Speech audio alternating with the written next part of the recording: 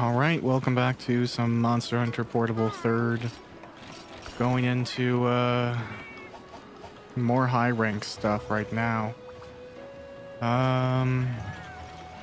Yeah, so we're going on the way up here. I think we're gonna get to potentially the urgent for this tier of quests. Gotta check and make sure I have used the hot spring and had a drink and done all that important stuff. I am exhausted today. I had a lot to do early morning. It's probably up at like 5:30 or something. And you know, it is what it is, but I'm definitely feeling the sleep. Okay, so we got all that. What is it now? I think I have to fight this Royal Ludroth. Let's start there. Now, do I have anything weird in my inventory? No. I can take 4 more Mega Potions. Alright, let's give her a go. See what happens here. I don't think the high rank monsters are gonna present a terrible amount of challenge. Oh, nice. We got right in front of it. Up until, like... oh, I don't know. Maybe there's a Zenogre quest that I'm going to have to do. That I'm not what one would call excited about. It's flashbacks to Monster Hunter Unite. And the double Tigrex hunt, well, in this one, there's a double Zenogre hunt. And it will ultimately be a hunt that's required for me to do. So, we'll see how many tries it takes. Hopefully it's not like a huge wall when I get there. And if it is, you know, like, what can you do, but... just keep on trying until it works out. I think it's weird too, because like some hunts are easier when it's a double hunt, but you know, mixing monsters can be a little bit frustrating because you're kind of like doubling up on combos if they're in the same arena.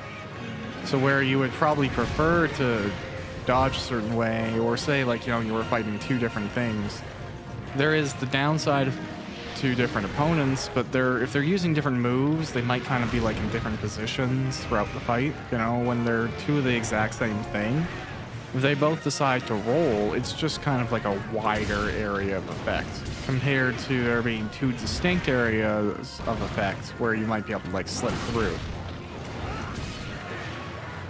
They fixed some things, I would argue, in World when it comes to multiple monsters being in the same arena, in that like they added a little bit more infighting. In this game, it kind of feels like all the monsters have their own faction and it's against you. And like, while it logically makes sense, like if they were higher levels of sentient, capable of organizing factions, but given that they're all effectively monsters who are threats to our society for different reasons, you know, that was cool that he hit that raptor. And I'm not saying they don't deal damage to each other in this game, because I'm pretty sure they do. It's just they won't inherently have beef with each other, even if they should, because of like the ecology of the region or the nature of the monsters. Ah, well. That's why you play all the games, right? If you want the mechanics of this one, you play this one. If you want whatever, you just go to the game that has it. I think that's actually why I've largely never understood, you know, the disappointment that people have with sequels. And I guess that's because I don't mind replaying games. But it's like, if they're not changing in some way, adding something new, trying out something else, it's boring for the people creating stuff.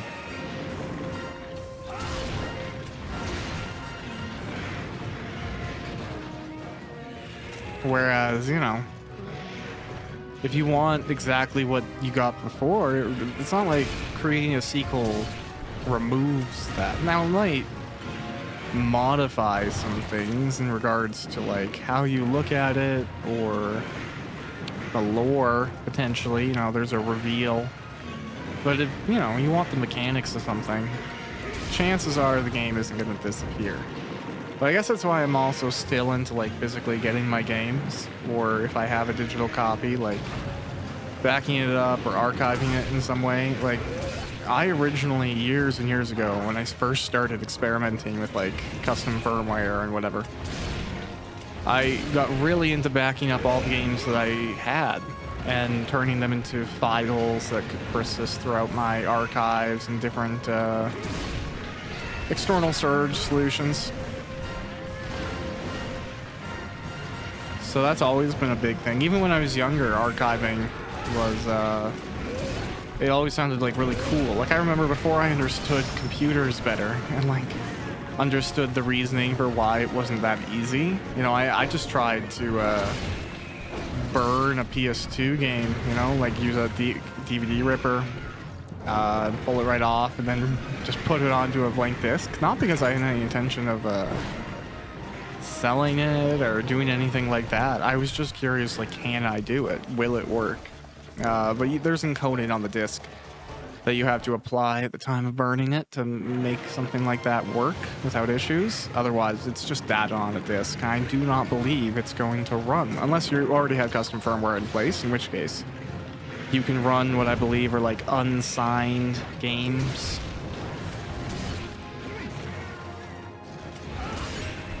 But I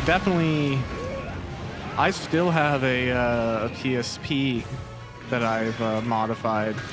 And honestly, like, if I had the good nature to do it, I would go back in and I would actually update the what I have on there. But I've just, excuse me, haven't done it in so long, where I kind of feel like going back in and messing up something that I know is working already is risky. And the thing is like, the only thing that's wrong with it, air quotes wrong, is it's not a what you would call a tethered custom firmware.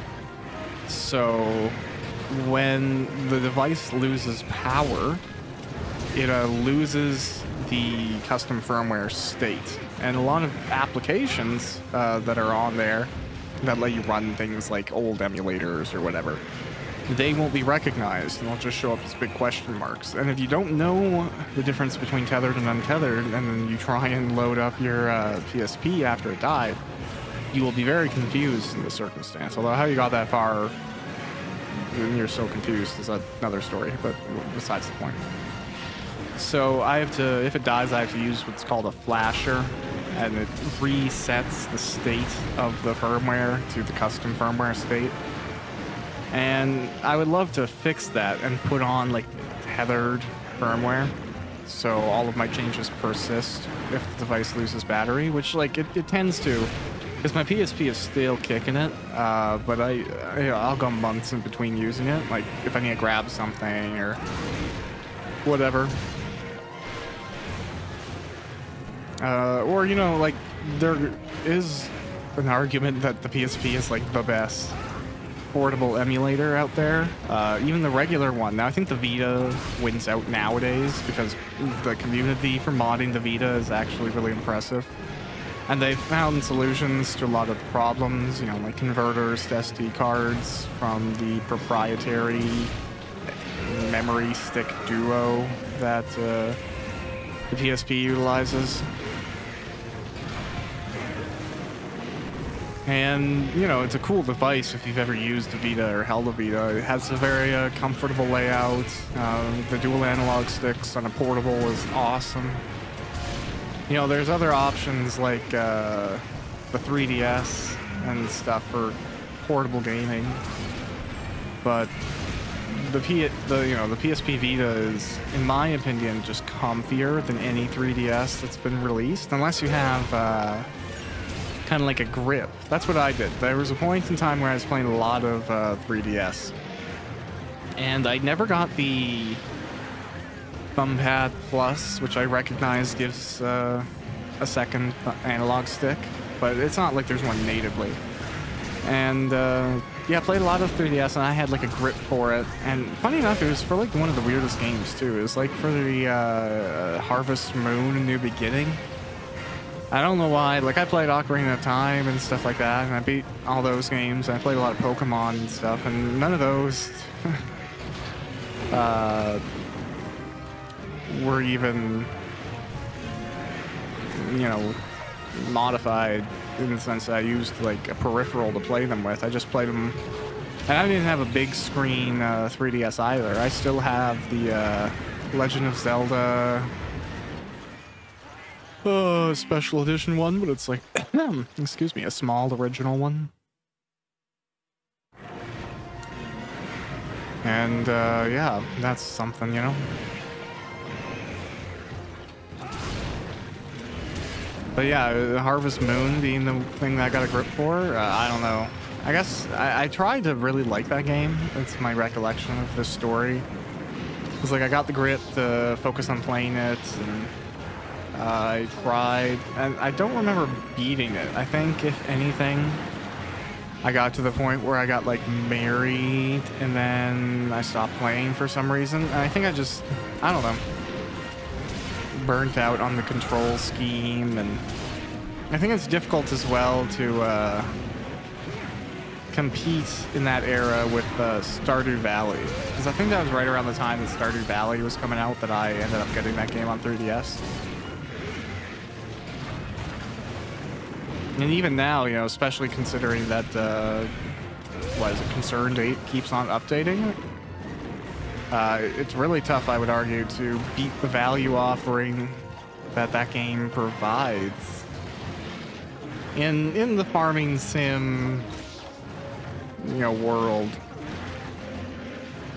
I think Roots of Pacha has a good argument against it, although I would really personally love to see a game of that detail with those mechanics break out into like a really pretty 3D game. And you know, I say that like Rune Factory doesn't exist, like Harvestella doesn't exist, and you know, I played Harvestella.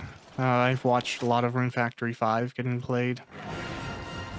Harvestella is a game I really want to like, because it has so many things that I enjoy about it. You know, it has classic Square Enix world building, really cool cities and landscapes and weapons and armor sets, and you know, there's parts of the story that are really cool, but it kind of, I don't know, I feel like it got sidelined by the fact that it was trying to be a really good classic dungeon crawler. And then while the farming aspects are necessary, you know, I just feel like it could have gone farther with them. It could have done more with the NPCs. You know, there wasn't marriage in the game.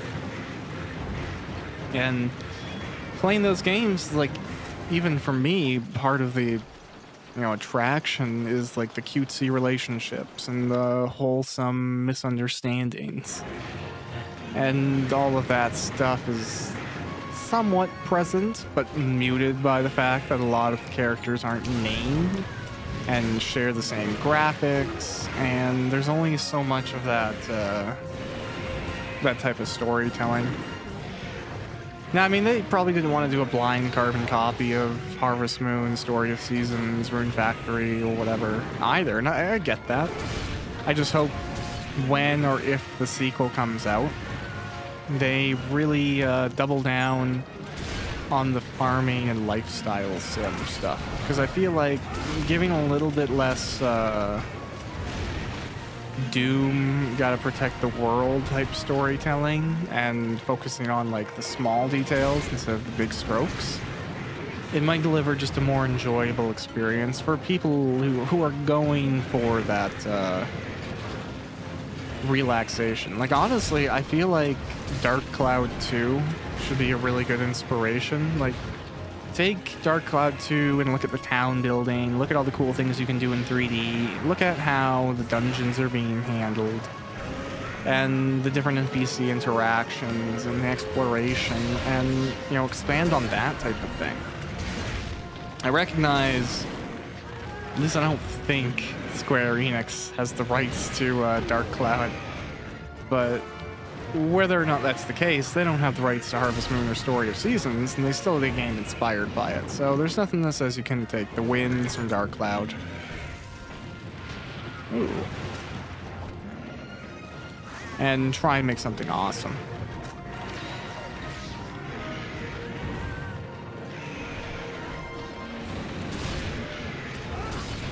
Man, that's such a game that, like, I miss. I would actually be interested in doing a Let's Play of it, but there's games on my backlog that I'm gonna get to first, and then the question becomes, like, should I do the original as well if I'm going to do Dark Cloud 2, you know? Their stories aren't largely connected as far as I understand, but I have also not played Dark Cloud 1. I've only played the sequel, which may be sacrilege. I literally don't know because I haven't played it. I really enjoyed the second one. Like when I got a PS2, I just kind of tried to go through every game that I possibly could. But I think I learned pretty early on that, you know, when it was a thing, renting things like an FPS or at the time, you know, like a movie based on or a game based on a movie or something like that. Because, you know, you don't always have the best choices when you're a kid with a PS2.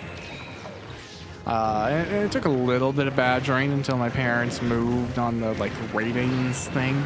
And then, you know, pretty quickly it became like, whatever.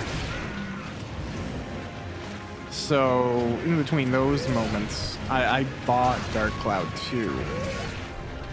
And it was just because, like, you could tell from the cover, it's like, okay, this is a big old game, this is going to be a big RPG.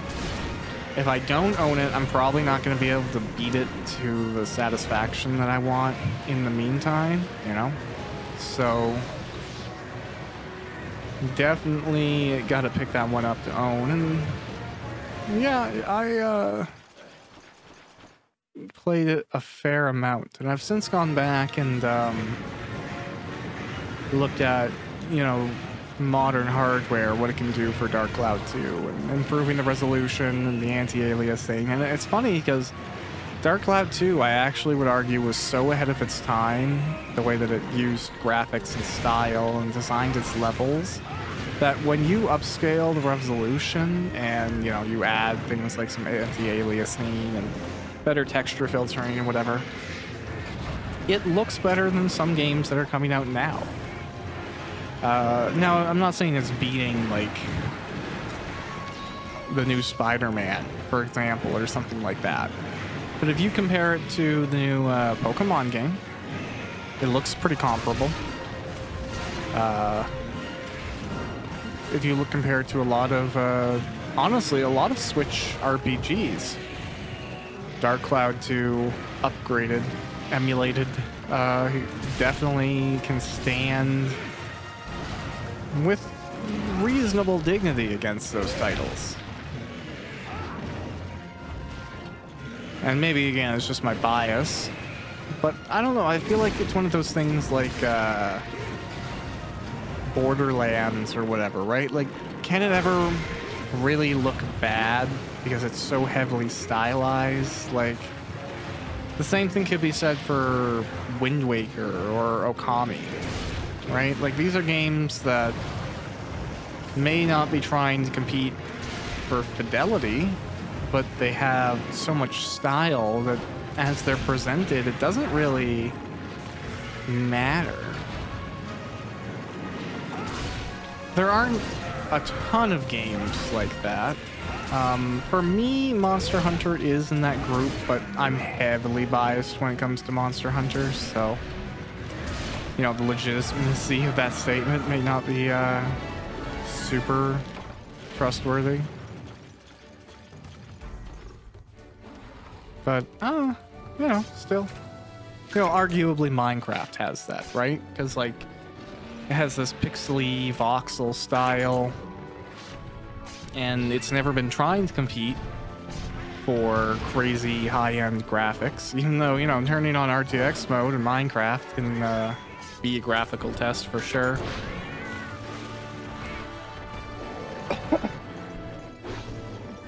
Okay.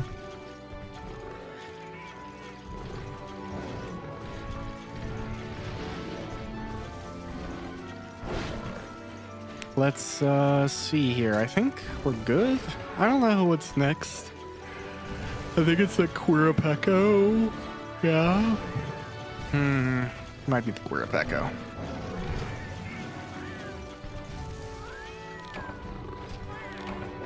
Yay.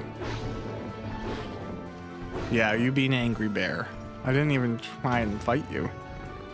Maybe I hit him once. I don't know. I don't think I made any intentional strikes. Oh, cool.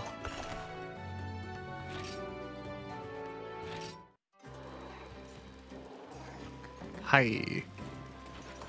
Okay, did some farming. Should be ready for the next thing. We might have unlocked a variant fight now that I'm recalling correctly. So that might be what we have to go do now. A new King Ludroth, Royal Ludroth. We don't know its preferred gender, so let's just say Royal. Okay. Is it a thing? Yeah, look at that. There's some purple Ludroths. Yeah, but I think this is the one that we're wanted to take on. This number 20, and then I think we gotta do the Quirapecco after, so let's go hunt that purple Ludroth. Might as well grab those. Alright, I don't have anything weird on me. Great. Let's go fight a Royal Ludroth that's purple. And not because of asphyxiation. I believe it's entirely because it's poison. Oh, yes, the great joy of a poison monster. Oh well. It'll be okay. Pretty cool looking. I think I actually prefer this coloration. Not just that the purple, but like it's a little bit silver as well, which I feel like is cooler. I don't know the health difference between a regular Ludroth and a purple Ludroth. I know this one seems to like moving its butt around. Which, you know, is what it is. Oh my god. Sometimes you just gotta be happy to get any hit in. Oh, fun.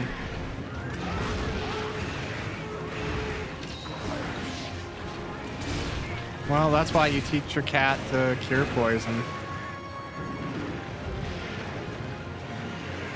You know, there is a downside to playing the game with, oh, I should have refreshed my Mega Potions. Oops.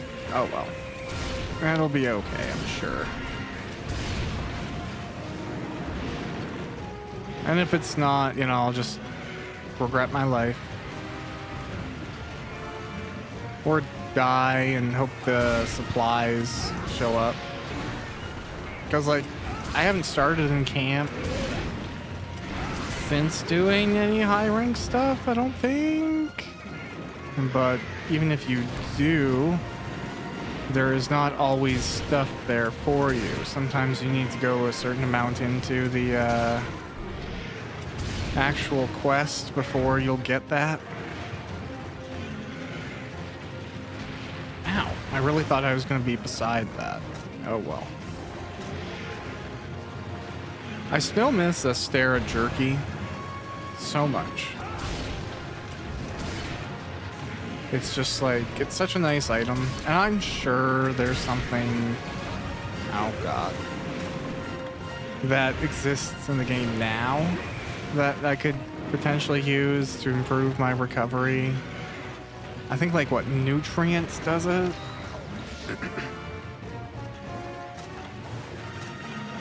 But I don't know, I'm just not using that, you know? It's not my life right now.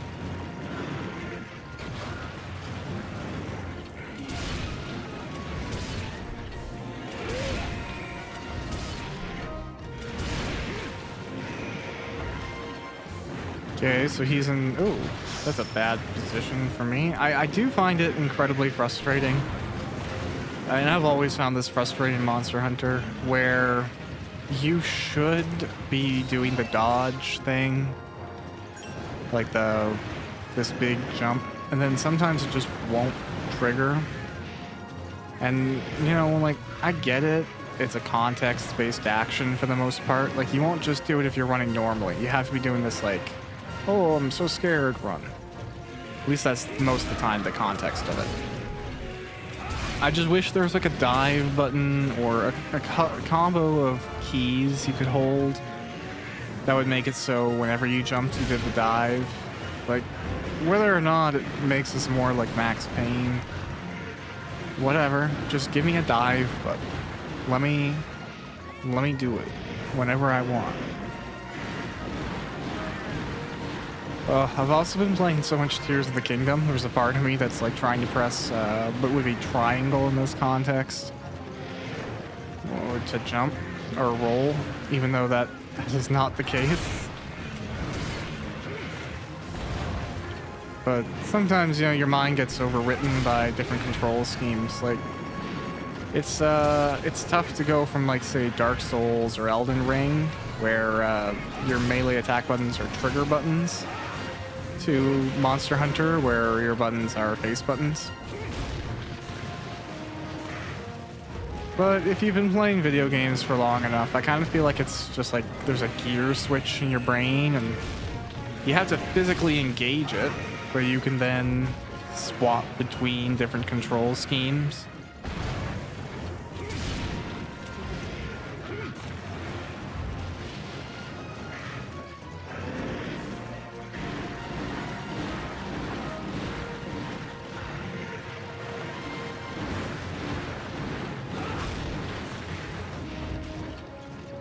Alright, buddy. Come on, let me get better shots on your tail. Yeah, you leaving? I mean, leaving's allowed. It's just... I don't know. Doesn't seem like it's going to do you a lot of benefit just to go over here. Not flying is really a disadvantage when you're trying to flee from a dude with a giant sword who is also on foot. It's funny, you know, we do see some monsters doing it, but not the majority. But like climbing up walls and doing sort of like desperate fleeing. I guess from an animal perspective, all the monsters are pretty confident, you know, like they don't get skittish. Oh, nice. So maybe it's just not something they would, you know, think to do or be out of their nature.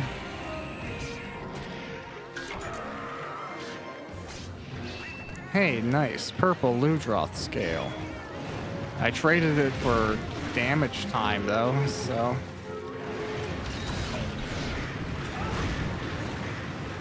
Yeah, we going back over here, man? Alright.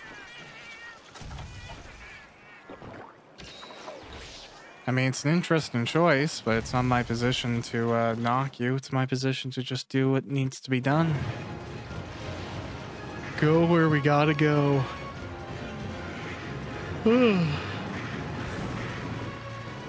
Yeah, I am sleepy.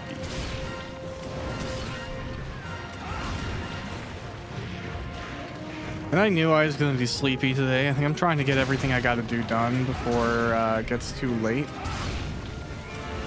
Because after a certain point, I am probably just going to be passed right out.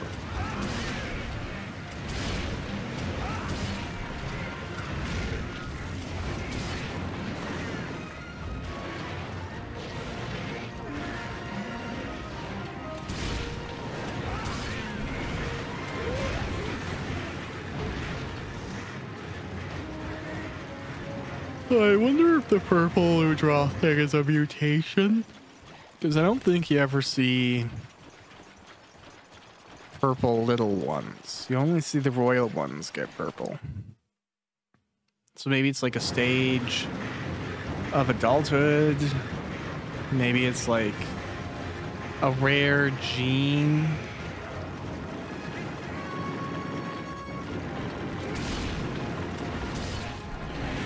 That's cool behavior. Not great for its health. I'm sure like monsters have a hidden stamina stat, and it depletes as they do different actions and take damage and all the stuff that you would expect to drain it.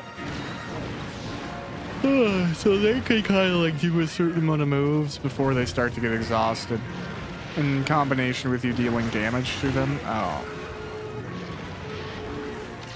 Wow, you are on the poison healing, cat. Like, straight up. That's amazing.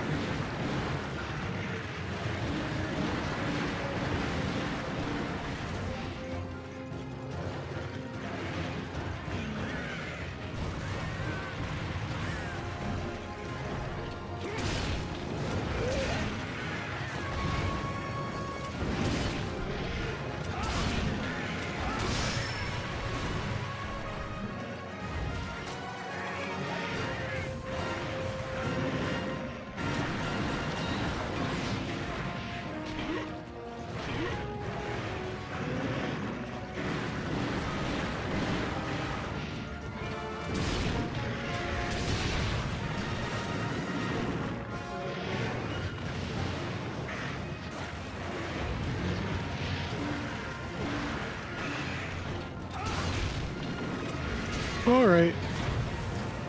Mr. Ludroth, I don't think... oh no. I don't think we're anywhere close to you being dead yet. But this is kind of the issue I have with, of course, with solo high rank in the old games, is not that it's like incredibly challenging to the point where it's like, oh man, beating it is such a tremendous accomplishment, because like, you know, it's challenging, but it's not impossible. I think the toughest part is, oh my gosh, this poison. I could die here just because like he hears me talking trash.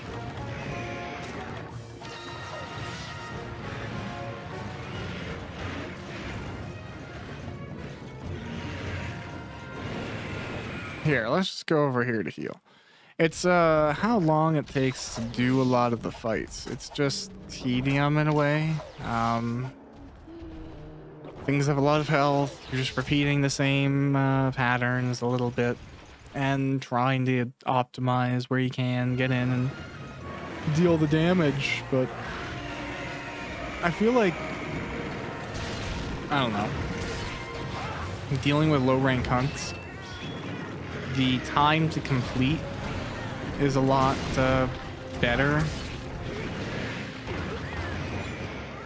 And that's, I mean, it's an obvious statement, but it's a more enjoyable process because, like, you get all of the phases of the fights and you get them in a reasonable amount of time. So you kind of get to, you know, as soon as you're getting bored of a certain portion of things, you're transitioning over the next fight or the next method of fighting or the next stage in a battle.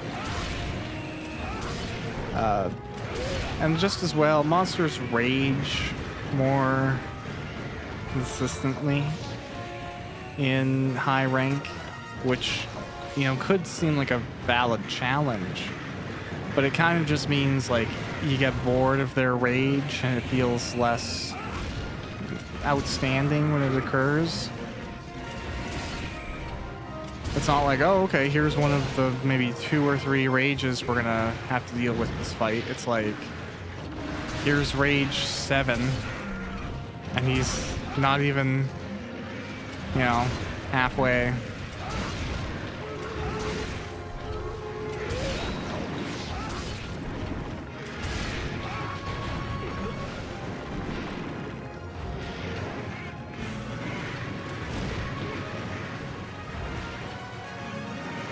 Oh, well, not my fault for, I guess it is my fault for choosing to do recording while I'm sleepy. I just, you know, got some lunchtime and Everything's taken care of. I took out some garbage. Took the dog for a walk. Why not use a little bit of that time? Get myself set up. I'm actually... I was trying to get parity with the other series I'm releasing right now. Like, I'm doing this Monster Hunter run, and then I have Dragon Age Origins going at the same time. And they've been off from each other by, like, one video for a while. I'm like, okay, I'm just gonna record a few Monster Hunters during my recording time, and then do one Dragon Age, so when I get all tied up, they match, and I'm releasing the same number even if one's like staggered a little bit. And then I have no idea if I'm going to be able to make that work again, because like partnering up two games to finish around the same time is either going to be forced or very lucky. Especially considering, like, I don't know, that's the thing, right? Like, I had to go through 2 more ranks of quests and a fair chunk of high rank monsters between now and this series being done. There are some big fights that are going to have to take place. I don't know why I did that.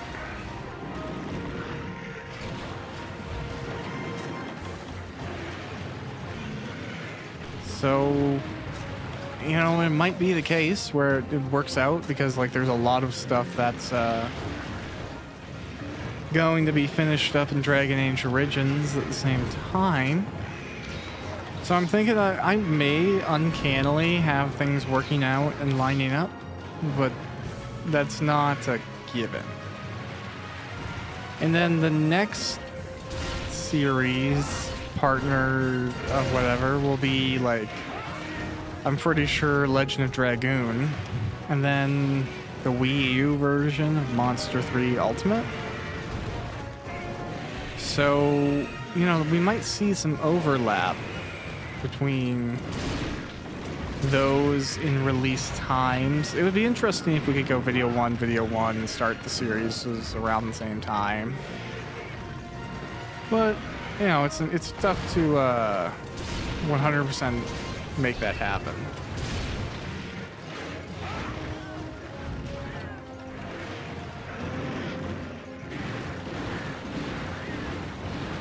It does make my brain happy, though, because I'm like, it's easier to be like, okay, this week I'm recording episodes 18 compared to being like, okay, I think it's 17 on this one, 18 on this one,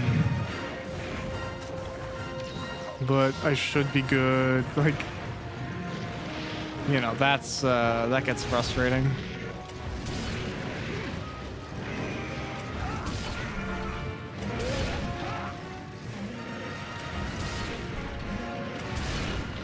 I feel like my damage output in this fight hasn't been as good as it was in the regular Royal Udroth. I feel like even though I'm in a pretty good place time-wise, I feel like I'm still potentially behind.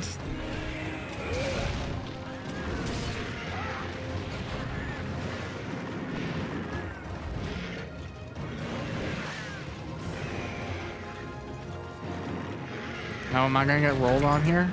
No. I'm gonna get my Wyvern tier and survive, which is my favorite combination of options in this situation. Both not surviving and not getting my Wyvern tier are a sad combination.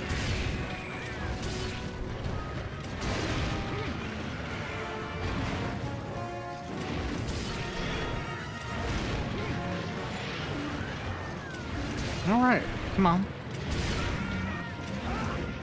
Yes. Okay. I'm gonna miss that first one. That's okay. Biffing is important sometimes.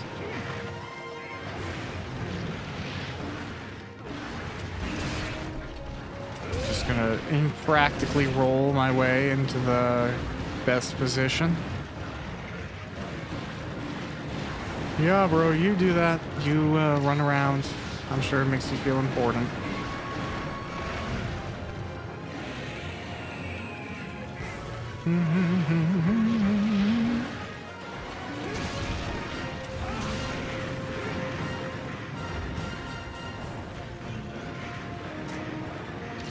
Okay, going that way. Is it to do the waterfall thing that the other one was doing?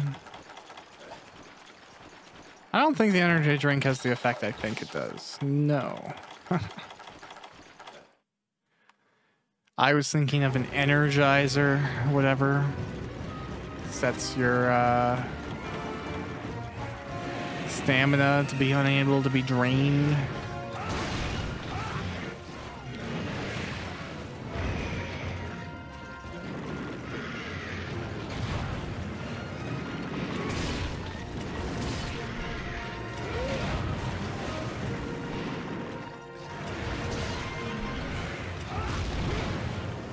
Ah, darn.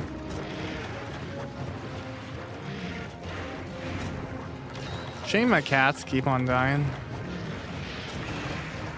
Oh, that was lucky.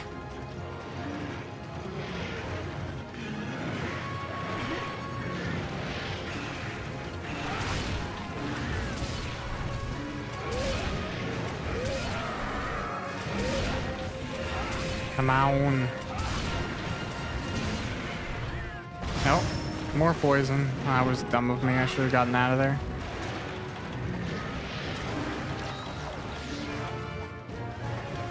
If I take like one more good hit, I might have to go back and see what supplies I can grab from the box now that they've been delivered.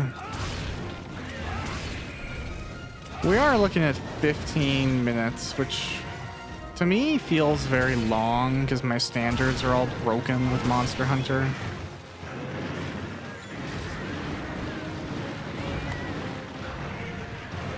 But, you know, I might be making fine time considering I'm still in low rank, like, weaponry and gear. This time to kill really starts coming down when you have been lucky enough to build... Oh. You know, high rank gear.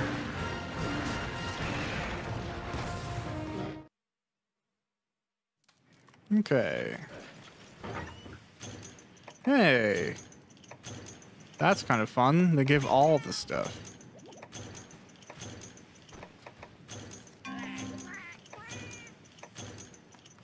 Okay, well, instead of wasting our healing options, let's just go to bed in-game. Get that health back for free.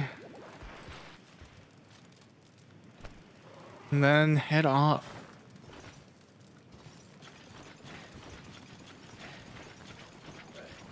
This area is so pretty at night.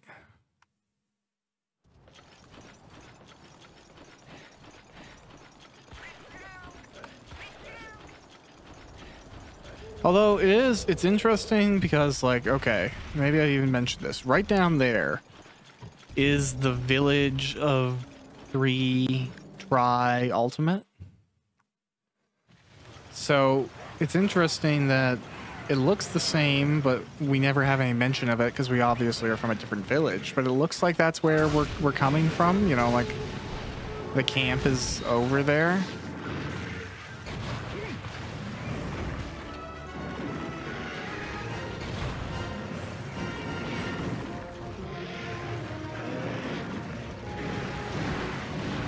Oh well.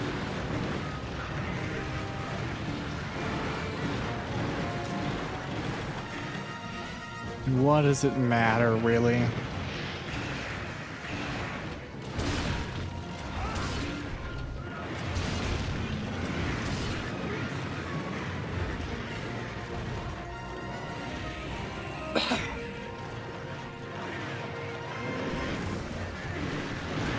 Oh. I'm so disappointed. It's just, I felt like I was far enough away, man. But you can't get far enough away, not from that poison, man. I don't know, I'm becoming a stereotypical 60s hippie. Oh, no. mistakes were made. For some reason, I thought he was more committed to like walking into the arena. Nope, I shouldn't have even used it. My cat was on it.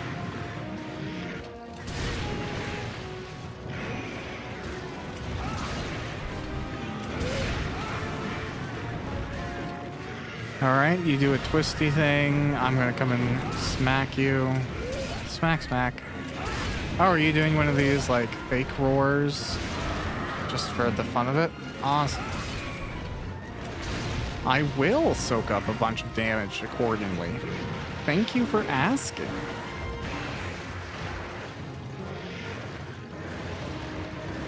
Hey, we're near the conclusion to this fight. Which is all for the best.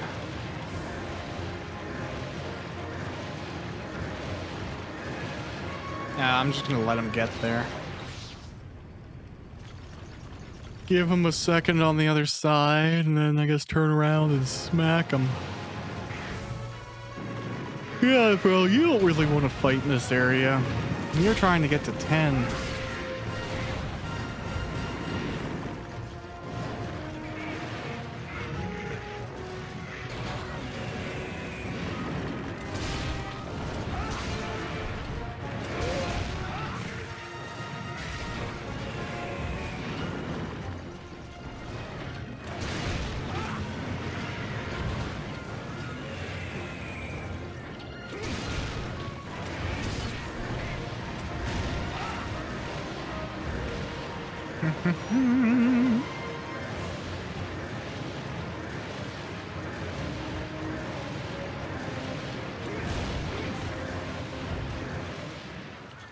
Alright, well, I knew how this was going to go.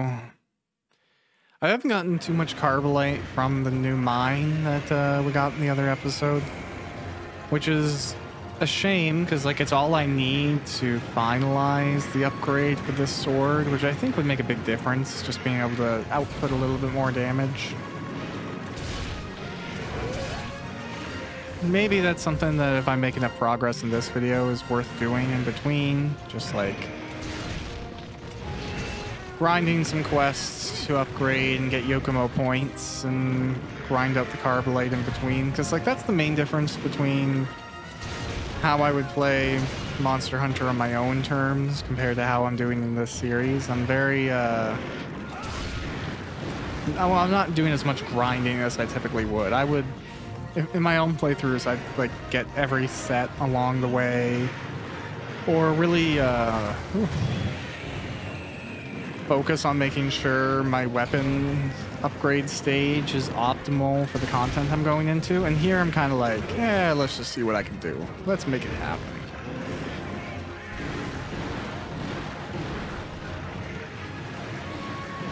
Yep, you do this. You have another spinning twist shoot in ya? No?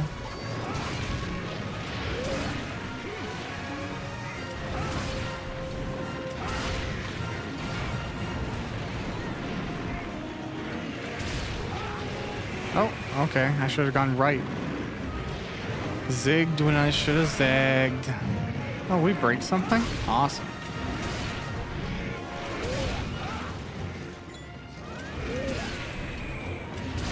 Any moment now.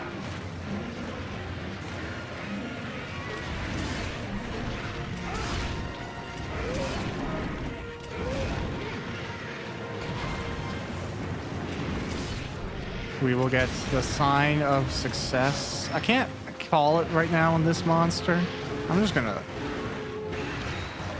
Okay. Not trying to dodge it ended up being the dodge. Oh, okay. Well, I didn't get hit by the poison, but I did get hit by the schmack.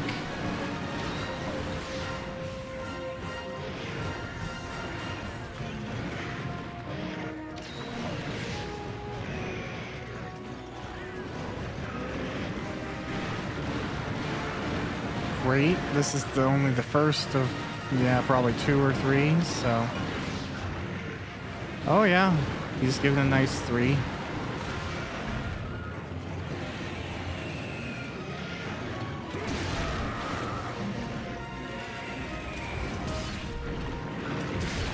There we go.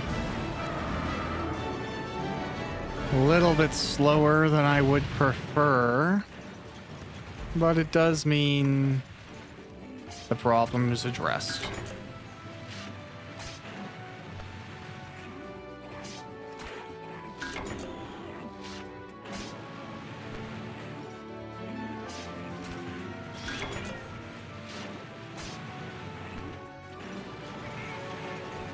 Cool. All right. I don't know if there's any mining anywhere near here. I doubt I'll be able to climb to the top of this because I think there's a mining point at 8. I might be wrong. Maybe I'm crazy. But I think there is.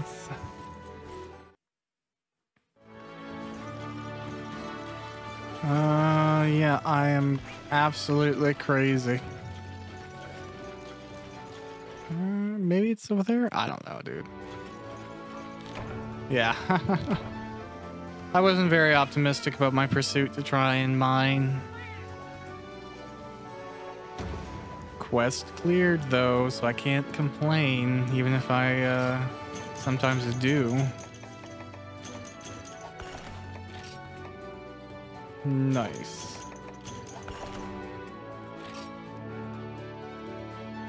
Oh wow, the Yukumo points are going up pretty quick. That's awesome.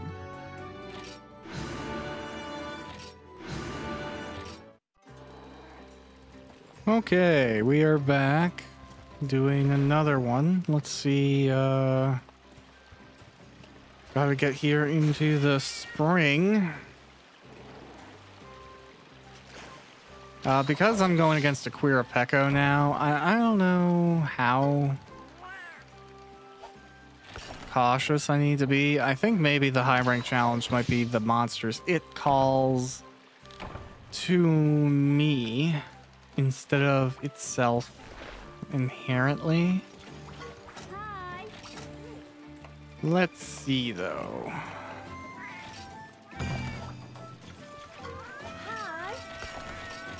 Oh, you know what? I'm gonna not forget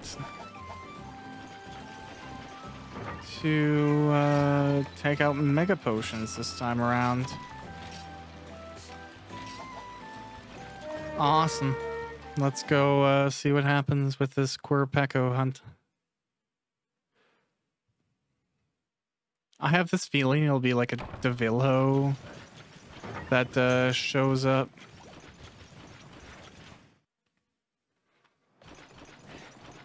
Giant old pickle. But we'll see, you know, it could be a bunch of things. I doubt it'd be something like an Acantor, which I think is in this game. But I'm not sure if I feel like fighting it. We'll see. Could be some cool gear.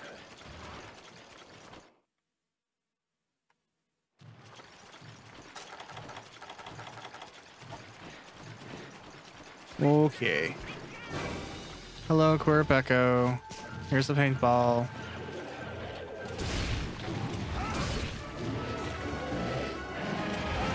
Okay, let the fight begin.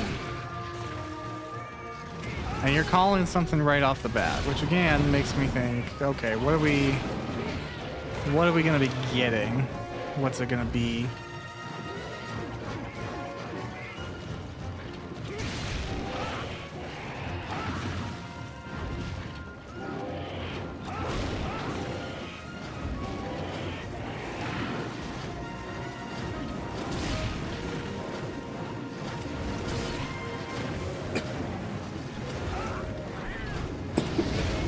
Okay, I'm dying.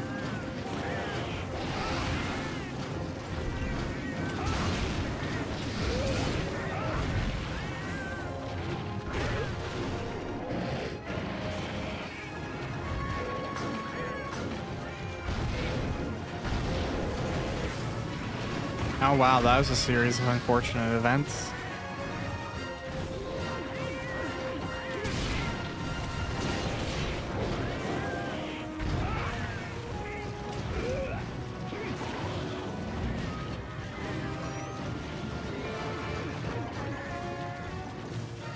Okay, yep.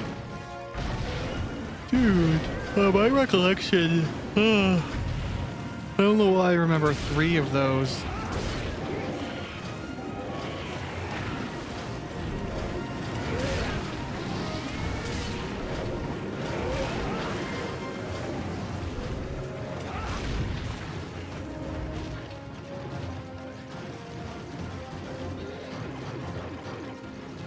Okay.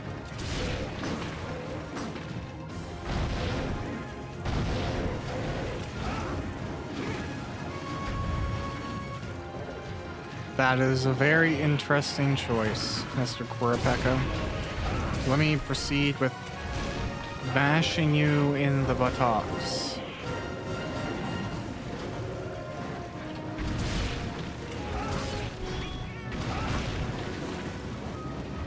Oh, okay, time to flee. Let's do it. You go into 9, you go into 2. What's your game, Birdo?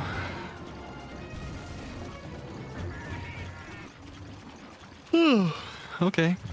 Oh, you're going to 10. You're crazy. You're just crazy. It's a shame Legiacrus isn't in this game, because it's such a cool monster with a cool set of armor. Would be fun to fight and have in this title, but I recognize it's pretty unlikely.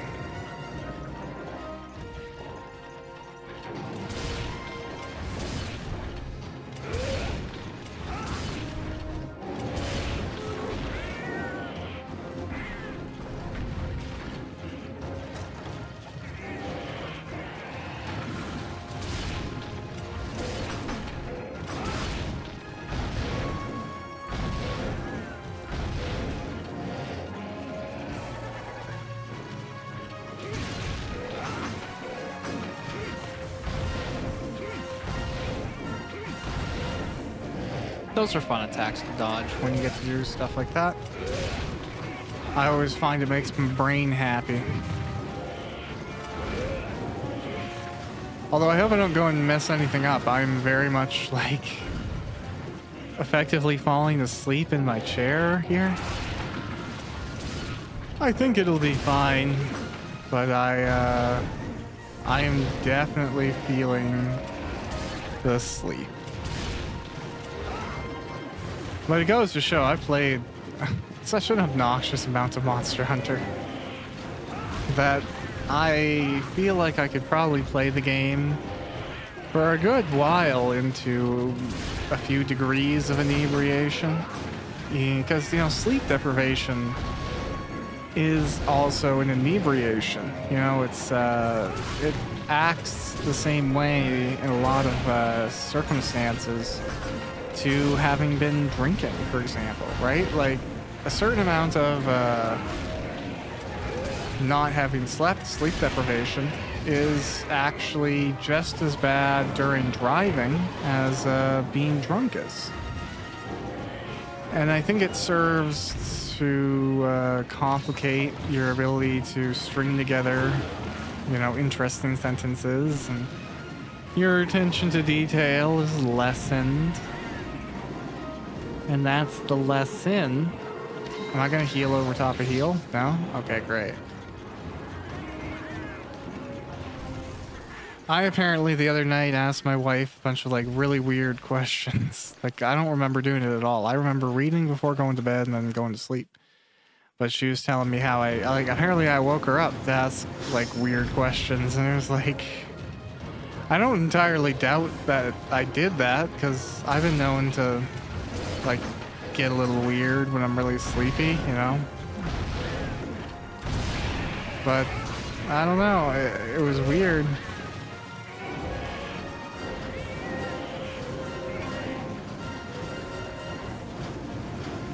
I've definitely been playing games up until the point of passing out a fair amount lately, though, just because of Tears of the Kingdom. It feels like whenever I play until I've passed out.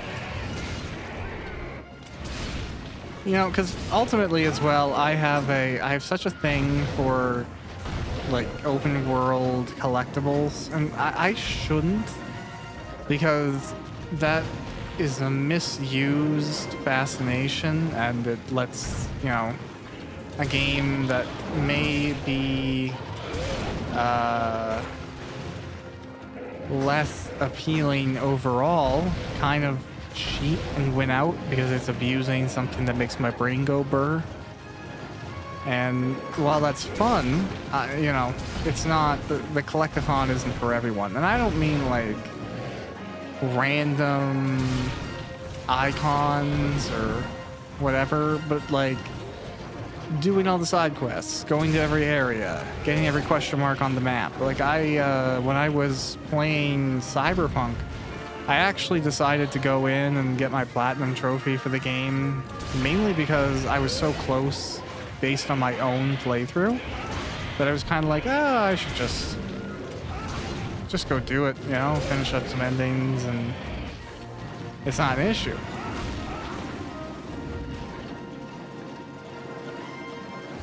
Just because, you know, the NCPD strike things, I will do those over the story missions any day of the week. I will stop my car right then and there if I drive by one and go and like fight the 4 or 5 dudes that are causing the crime or what have you. Like that type of gameplay and stopping and just like exploring or finding a little thing or just having an opportunity to use my build. You know, I feel some games, especially some modern RPGs, they don't give enough breathing room to kind of just enjoy the character you're building. You always kind of end up between these huge set pieces, which is cool, but it never feels like you get some fun time to just chill and win.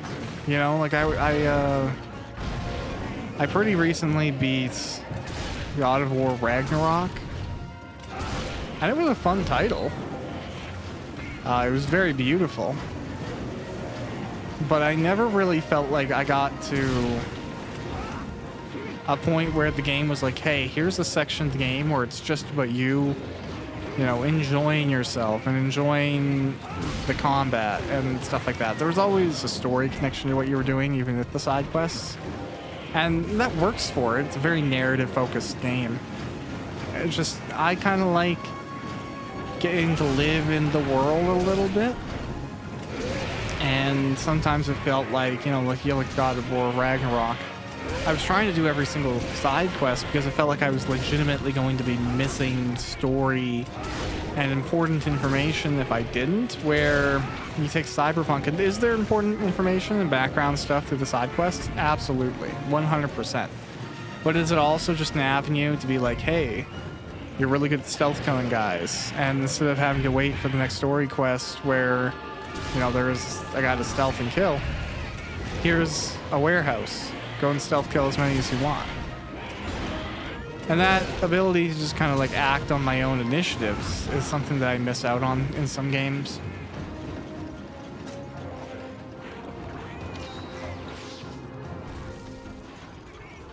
Not always, though. And then there's some games where, you know, you want to like them and you feel like you could do a fair amount of the things that you want to do, but the stuff that you can't outweighs.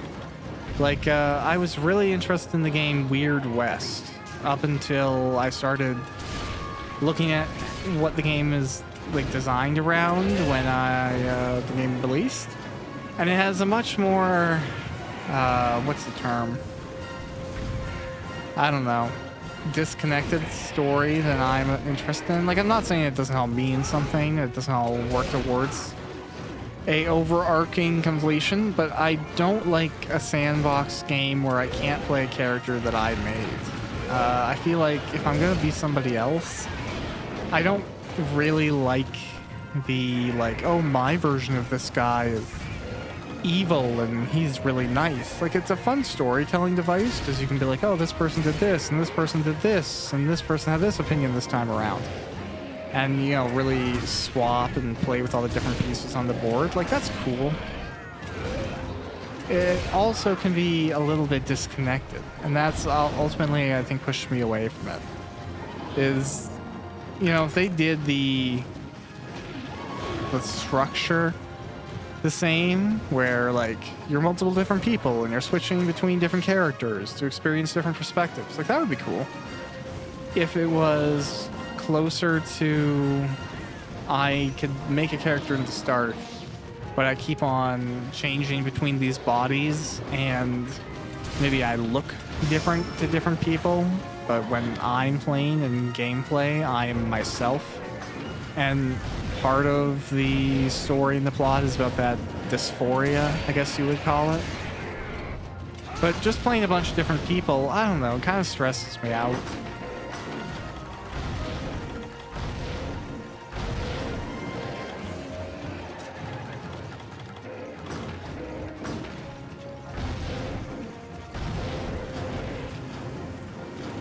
Plus, you know, for me, I guess the funny issue is I don't really connect with people as much as I should.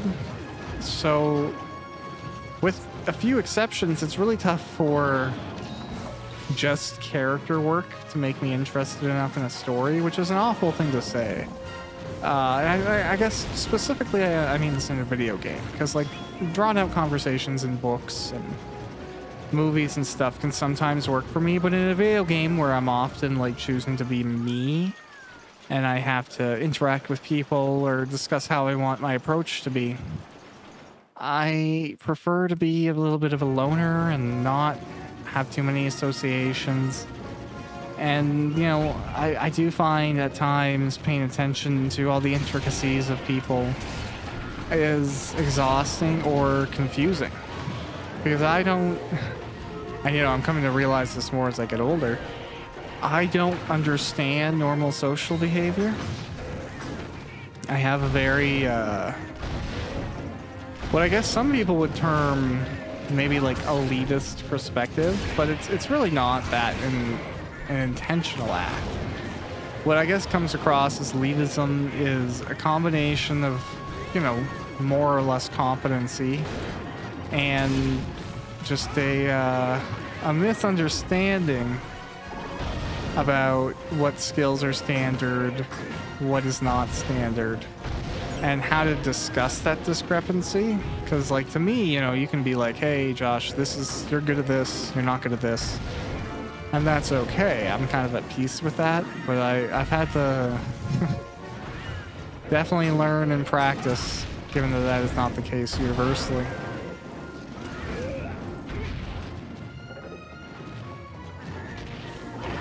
Oh.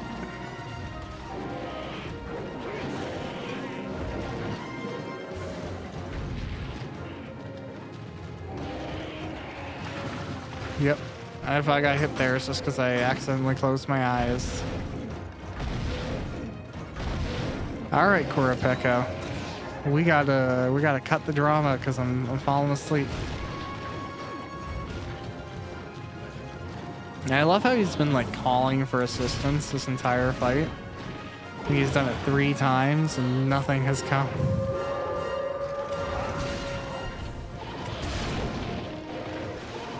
Yeah, bro, I think he's in area 7 or something. I don't think he's coming.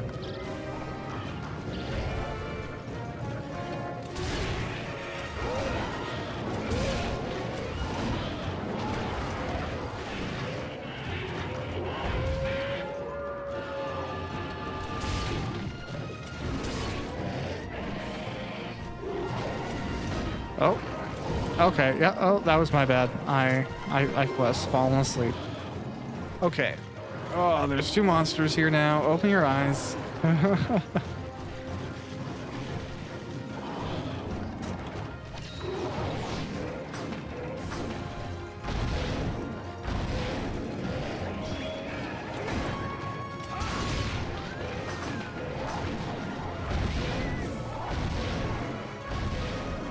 And maybe it'd be worthwhile to go and do a quick whetstone. I'm just gonna keep on running, because if I stop, I'm gonna be exhausted. But if I go, I go.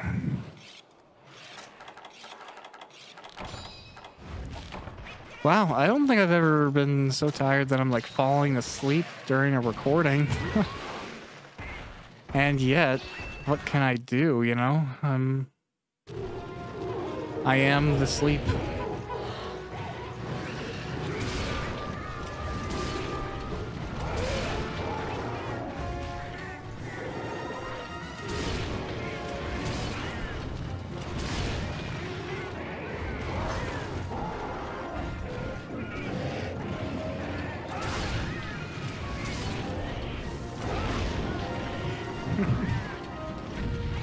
Okay, come on, mister.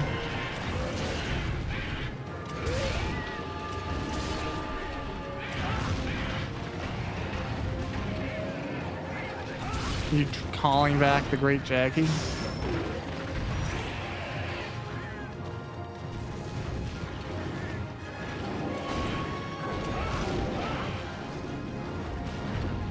All right, come on out here.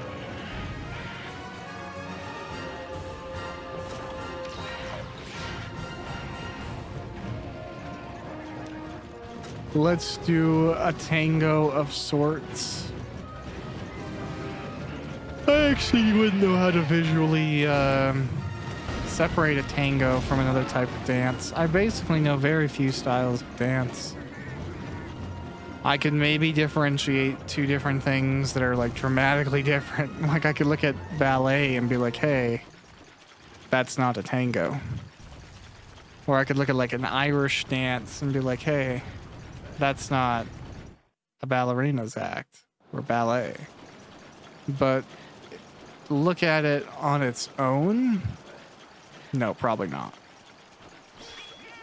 I mean, there's like the obvious ones. Like if I couldn't guess ballet after seeing a ballerina, that's pretty poor form. But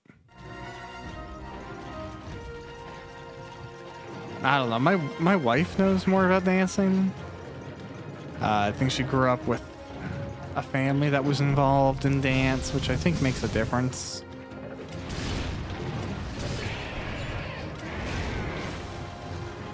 And I remember when I was in like school, we had a dance team and they would do stuff like at pep rallies and whatever, but I often end up skipping pep rallies. So whatever they did, I probably missed. And you know what's funny? Like I always skip pep rallies, not just because like it wasn't for me and it was never gonna be for me. And I don't mean that like I was not a team, they weren't cheering for me type of way. I just mean like it's not how I express excitement. And I don't get amped up in that way that people are kind of hoping you do in a pep rally. And I think you can tell because I'm like a rock in those situations. Just this like vacuum that sucks in all of the hype and excitement and silliness, and I just weigh it down with the serious intensity of my personality and my disdain for silly celebrations and cheering. And you know, I think positivity is super important, and being overtly positive and not letting cynicism win, because it's so easy. And you know, the death of a lot of positive things starts with cynicism. But on the same front, I am not into the other side of the situation.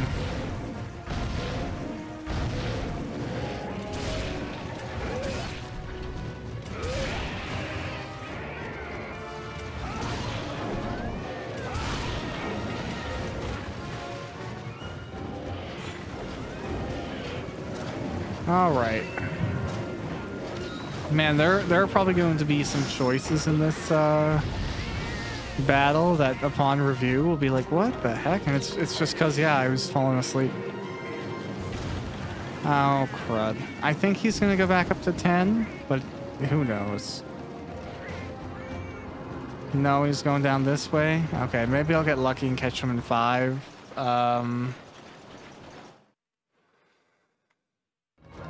Yeah, who knows?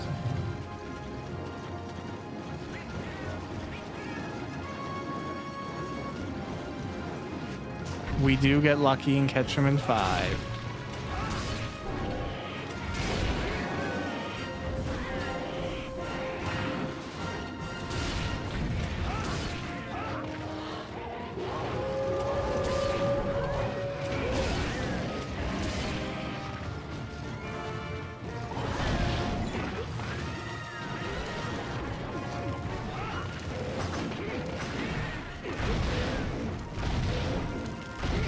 Hey, I'll use a Bullfango as a shield. Why not?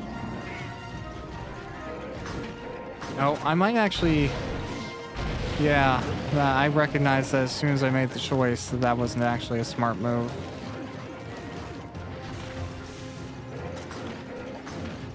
One, two. Oh, okay.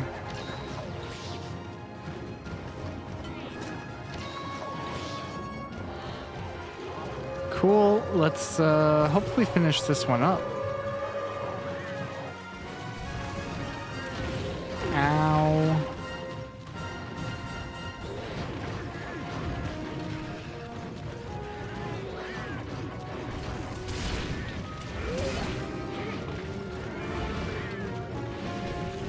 Uh-oh. Oh, well. All right, where are you going now, Mr. Birdface?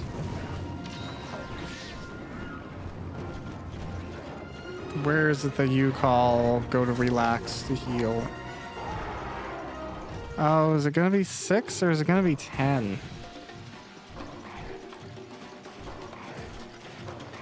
Yeah, I just feel like he wasn't gonna stay there, and I don't know. I guess I'm going up through 10 now. Kind of a... kind of a dumb choice at this point, but I've made it, so now it's further the other way. I guess just gotta commit. Should have repurchased a Farcaster. Not that it makes a huge difference, it's just it would be nice to go get the rations. Oh well. We're more or less there already, so how complaining can I get? I guess for some reason I thought that the Korapeka was going to go to like the Wyverian resting spot or the Wyvern resting spot. This seems to be a different preference altogether.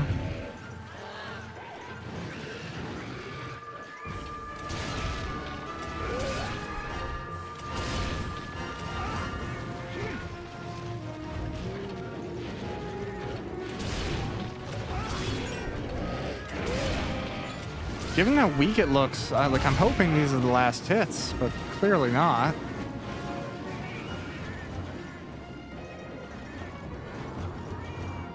Well, now it's going to 8. I just needed to smack it along the way.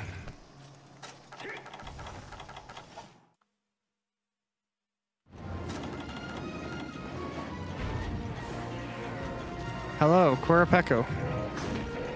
You have so much more health than I could ever dream of you having.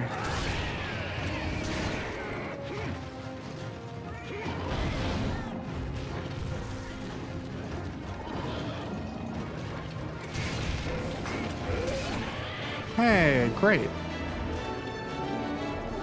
That's ideal.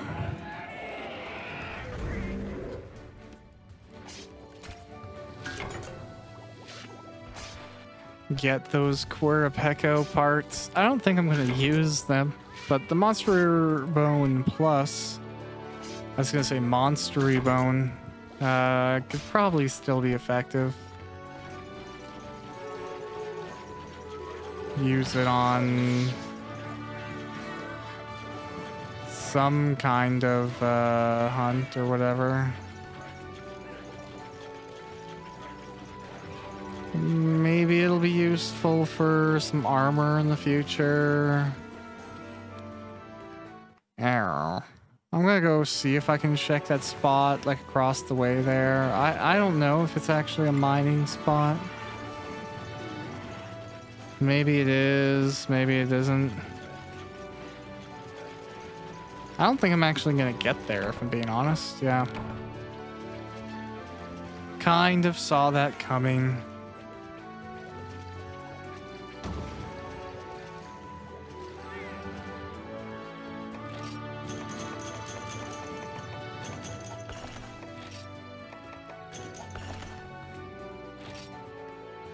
Alright, not gonna complain. Okay, immediately back from that quest there. I'm gonna put away the things that I got. I'm going to buy some stuff to replace what I don't have. I'm gonna go farm before I save and quit, but thanks for watching this Monster Hunter. I think I have the urgent quest now. Yeah. Oh, you there. Seems you've been handling your recent high-rank quests with little trouble. Well done. Keep up the good work. Never thought you'd make it this far when we first met, but us Y-variants have learned that some humans are capable of becoming extremely strong and dependable hunters. There was something I wanted to tell you. Oh, that's right. The guild has requested your help with another urgent matter, it seems. This time it has to do with Narga Kuga. That look on your face tells me you're not surprised by this. Well, in any case, try not to underestimate your opponent. Remember, these are high-rank monsters you're dealing with. Yep. All right, well, thanks for checking out this episode, folks. I'll see you around the next one. Bye.